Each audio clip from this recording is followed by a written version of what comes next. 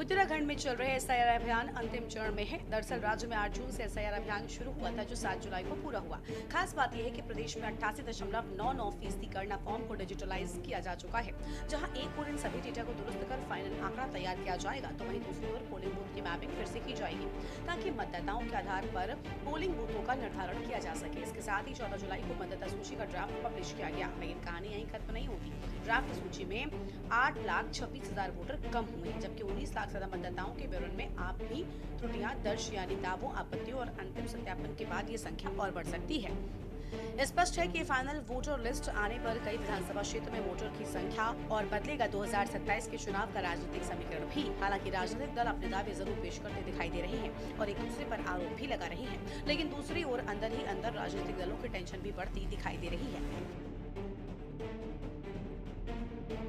पूरे प्रदेश में 11,733 मतदेय स्थल पूर्व में हमारे राज्य में उपलब्ध थे। वर्तमान एसआईआर अभियान के दौरान ये संख्या में वृद्धि हुआ है और 810 मतदेय स्थल का वृद्धि के पश्चात अभी वर्तमान ड्राफ्ट सूची में 12,543 मतदेय स्थल निर्धारित किए गए हैं। वर्तमान जानकारी के अनुसार पूरे प्रदेश में 52% पुरुष मतदाता ड्राफ्ट सूची में हैं और 47% महिला मतदाता ड्राफ्ट सूची में वर्तमान में पाए गए हैं। जो आंकड़ा है उसके अनुसार 37,23,000 मतदाता पुरुष, 34,09,000 मतदाता महिला और 217 मतदाता थर्ड जेंडर कैटेगरी में चिन्हित किया गया। सबसे पहले तो ये था कि जो एसआईआर का कदम था ये एक सही कदम था, लेकिन उस पर उत्तराखंड क्रांति दल का ये विरोध था कि उसकी जो कार्रवाई हो वो एक अच्छे लोगों के हाथ में हो, जानकार लोगों के हाथ में हो, और जो सभी चीज से, चाहे वो कंप्यूटर में डाटा एंट्री से हो या डाटा कलेक्ट करने से हो, सब लोगों को अच्छे से जानकारी लेकर के करना चाहिए था। ये अभी की बात नहीं है, इससे पहले भी जब भी वोटर कार्ड से लेकर राशन कार्ड से लेकर जो भी सरकार के द्वारा ये काम किया गया, इसमें हर जगह हर बार खामियां पाई गई। इससे स्पष्ट है कि सरकार इसमें संवेदनशील नहीं है और सरकार हर चीज जो है हल्के में लेकर काम करती है। अब वर्तमान में जिस प्रकार से एसआईआर में खामियां पाई गई हैं और जो उसमें उन्होंने 8 सवाल अभी भी रखे हैं। तो भारतीय जनता पार्टी और चुनाव आयोग के आपस का गठबंधन है।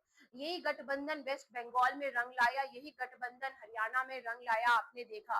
और माननीय राहुल गांधी जी ने किस तरीके से एक नहीं दो बार प्रेस कॉन्फ्रेंस करके वोट चोरी के मुद्दे को उठाने का कार्य किया कि ब्राजीलियन मॉडल तक आपके सामने लेके आए।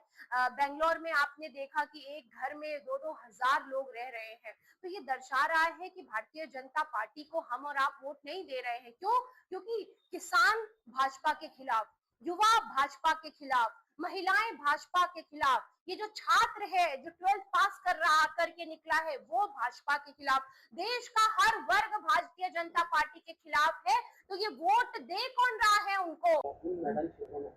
देखिए, दोनों स्थितियां हैं। पहली बात तो ये कि जो अभी तक एसआईआर हुआ है वो 2003 की मैपिंग के आधार पर हुआ है, तो उसकी वजह से बहुत सारे वोट अभी सामने नहीं आ पा रहे हैं। तो आपको ये जो गैप दिख रहा है ये उसकी वजह से दिख रहा है। लेकिन अभी जो नए वोटर बनाने का काम शुरू होगा, आपको मालूम है कि 2003 में देहरादून की स्थिति क्या थी, आज क्या है, क्योंकि उसके बाद ही जब राज्य बना उसके बाद पलायन ज़्यादा हुआ और नए क्षेत्र ज़्यादा विकसित हुए हैं।